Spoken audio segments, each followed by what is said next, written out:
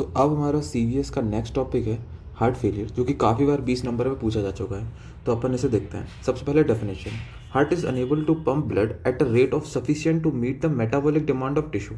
ठीक है, हार्ट उतना ब्लड पंप नहीं कर पा रहा है कि जो बॉडी है या जो टिश्यू है उसकी नीड पूरी हो सके। ठीक है, तो दो टाइप का होता है हार्ट फेलियर, एक लो आउटपुट हार्ट फेलियर, एक हाई आउटपुट हार्ट फेलियर। ठीक है, लो आउटपुट हार्ट फेलियर में क्या है कि हार्ट जो है sufficient amount of blood pump नहीं कर पा रहा है, कार्डियक आउटपुट कम रहेगा, इजेक्शन फ्रैक्शन कम रहेगा।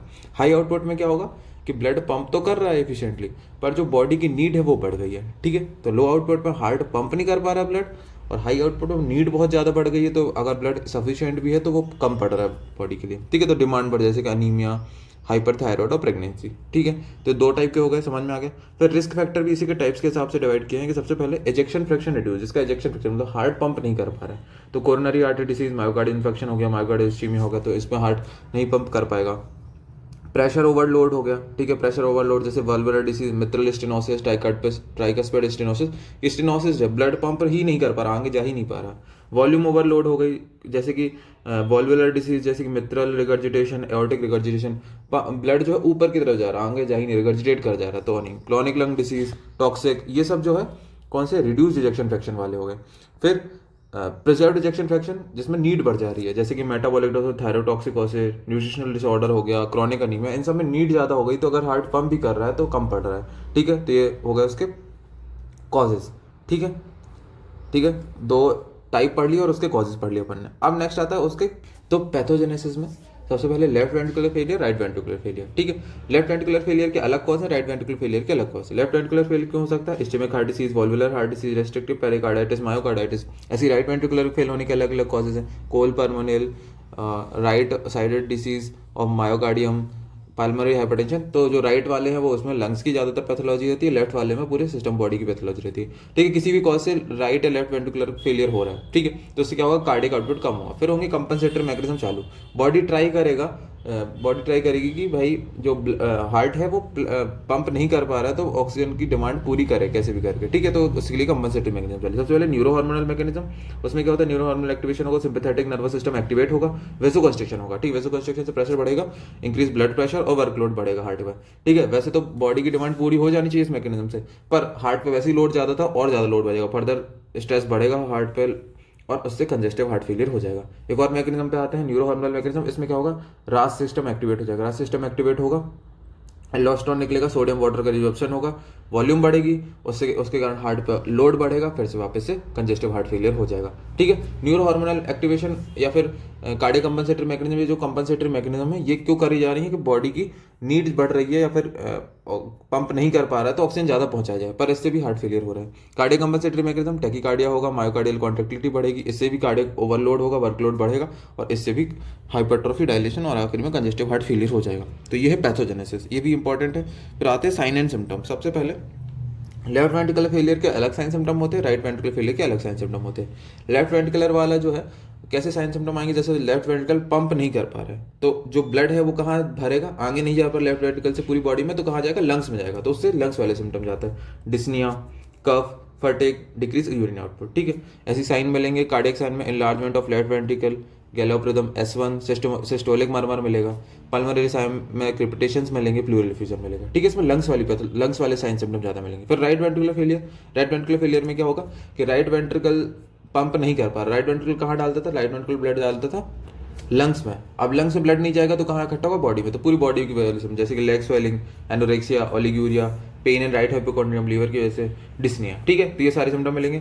फिर साइन में raised JVP, hepatomegaly, oedema, pleural effusion. ठीक है, ये साइंस मिलेंगे। तो ये sign and symptom important clinical feature हो गया हार्ट फेलियर के। अब आते हैं मैनेजमेंट। सबसे पहले इन्वेस्टिगेशन करेंगे, chest X-ray, ECG, cardiac MRI, cardiac biopsy कर सकते हैं, कार्डियोपल्मोनरी एक्सरसाइज टेस्टिंग कर सकते हैं, बीएनपी जो है बढ़ा हुआ रहेगा, तो ये सारे इन्वेस्टिगेशन कर सकते हैं। फिर ट्रीटमेंट में सबसे पहले general measure, treatment of underline cause जो है उसको ट्रीट करेंगे, dietary modification, physical exercise, bed rest, ये जो है जनरल मेजर करने के लिए बोलेंगे।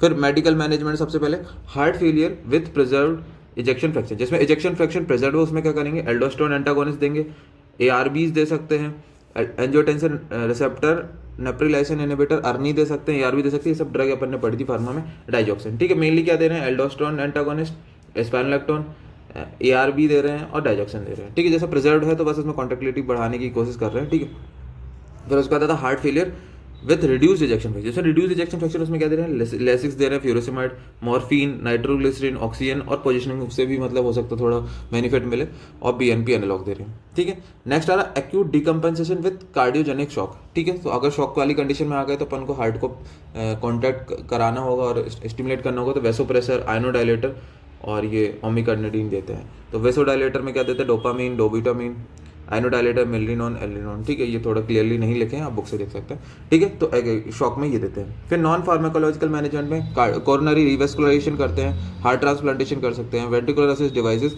और इम्प्लांटेबल कार्डियोवर्टर डिफिब्रिलेटर। ये लास्ट रिजॉर्ट होता है जब सारे अपन ने ट्रीटमेंट कर दिए, सब फेल हो रहे हैं, तो फिर अपन नॉन फार्माकोलॉजिकल मैनेजमेंट में ये डिवाइस वगैरह यूज़ करते हैं। फिर ये AHA के गाइडलाइन के हिसाब से हार्ट फेलियर का ट्रीटमेंट है। सबसे पहले क्या है कि इसको 4 स्टेज में डिवाइड किया है। स्टेज ए, तो सबसे पहले स्टेज ए वाले में क्या होता है कि जो पेशेंट है वो एसिम्टोमेटिक है और कोई भी उसमें हार्ट डैमेज नहीं है, पर उसमें रिस्क ज़्यादा है, ठीक है। तो उसमें क्या करेंगे, रिस्क फैक्टर कंट्रोल करने के लिए उसको बोलेंगे BP कंट्रोल करके रखे, डायबिटीज़ कंट्रोल है करके रखेगा, डायबिटीज़ से वेट रिडक्शन करके रखे, स्मोकिंग छोड़ दे, लिपिड मैनेजमेंट, है ना। और ACE इन्हिबिटर भी कुछ पेशेंट में चालू कर सकते हैं। तो इसमें रिस्क फैक्टर ज़्यादा है तो रिस्क फैक्टर कंट्रोल करने के लिए बोलते हैं कि स्मोकिंग ना करे, डायबिटीज़ BP को कंट्रोल करके रखे, ठीक है। स्टेज B वाले में कौन से आते हैं, एसिम्प्टोमेटिक पेशेंट आते हैं जिसमें साइंस प्रेजेंट है, सिम्टम नहीं है पर साइन प्रेजेंट है, ठीक है। तो उसमें क्या करेंगे, जो भी स्टेज A में किया था अपन ने वो तो करेंगे ही, और ACE इन्हिबिटर भी चालू कर देंगे, ठीक है। ACE इन्हिबिटर, बीटा ब्लॉकर, स्पाइनोलेक्टोन, ये सब चालू कर सकते हैं, ठीक है। तो ये हो गया B जिसमें एसिम्प्टोमेटिक था लेकिन साइन प्रेजेंट थे। अब स्टेज C आती है जिसमें सिम्टम भी है, स्ट्रक्चरल डैमेज भी हो गया है। तो स्टेज C वाले में क्या करेंगे, सारा जो अपन ने AB में किया था वो तो करेंगे ही, और क्या कर सकते हैं, dietary restriction of sodium, diuretic, digestion भी ए में किया था। अपन डिवाइस थेरेपी भी यूज़ कर सकते हैं, CRT, ICD, ये सब, ठीक है। और जो भी कॉज है उसके हिसाब से इसको ट्रीट कर सकते हैं, ठीक है।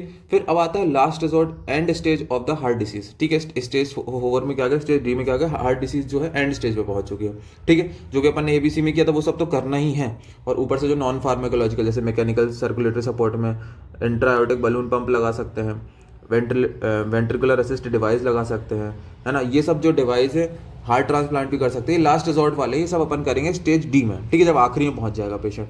तो ये हो गया ABCD AHA की गाइडलाइंस के साथ। फिर से एक बार करते हैं, ए वाले में कौन से आते हैं, एसिम्टोमेटिक हो जिसमें ना कुछ डैमेज है ना कुछ है, बस रिस्क ज़्यादा है तो रिस्क फैक्टर कंट्रोल कर लिया। B वाले में एसिम्टोमेटिक है लेकिन साइन प्रेजेंट है, तो उसमें अपन 2-3 ड्रग्स ऐड कर दी। स्टेज C वाले में सिम्टम भी है, स्ट्रक्चरल डैमेज भी, तो जो भी कर सकते हो सब करो। स्टेज D वाले में एंड स्टेज है, तो अब इसमें भाई क्या सब यही बचता है कि कुछ डिवाइस लगा दो या हार्ट ट्रांसप्लांट कर दो तो हो जाएगा। तो ये था अपने हार्ट फेलियर के बारे में, काफ़ी इंपॉर्टेंट टॉपिक, 20 नंबर में आ सकता है। बहुत ही सिंपल सा है, समझ के करोगे अगर तो हो जाएगा। Thank you.